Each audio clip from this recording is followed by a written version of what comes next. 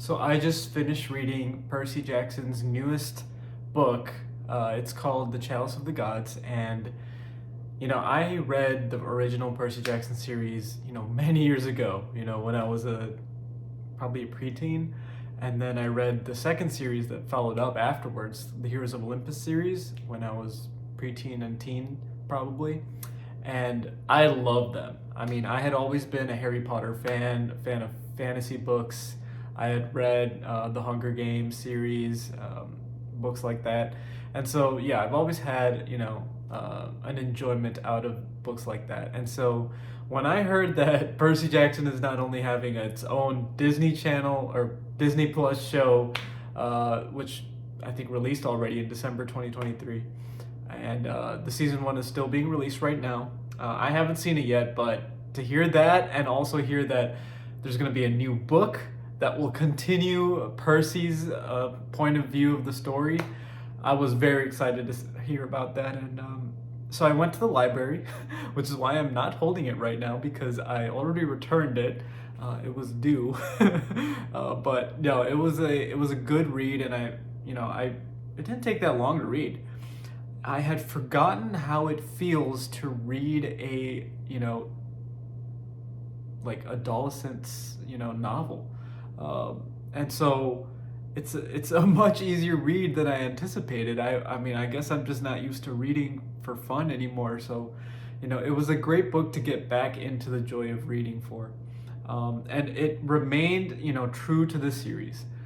If you have read the original Percy Jackson series, you know that Percy has some funny, snarky remarks often, and that makes the experience of the read. And I think that has been shown once again in this book. Now, if you're wondering if you need to remember every little detail from the Percy Jackson or Heroes of Olympus series, no.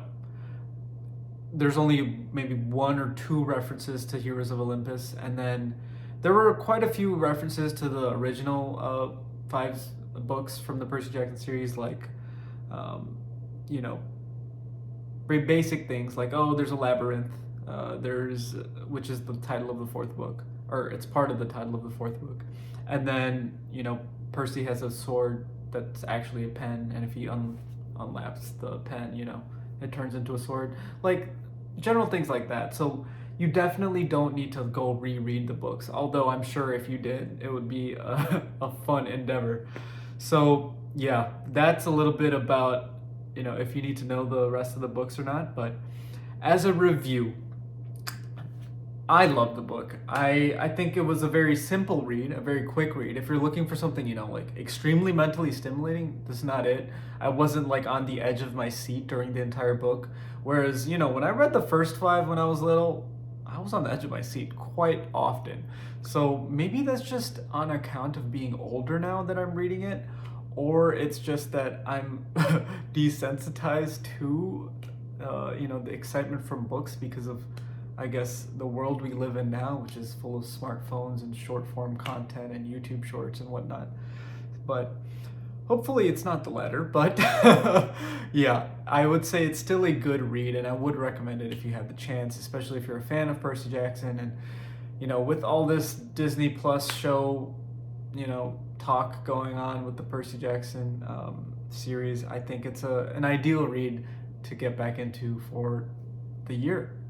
I hope you enjoyed this review, and I'd love it if you could like and comment if you have any Percy Jackson, convo to bring up. I'd love to talk to you about it, and yeah, hope you enjoyed it. Subscribe, please.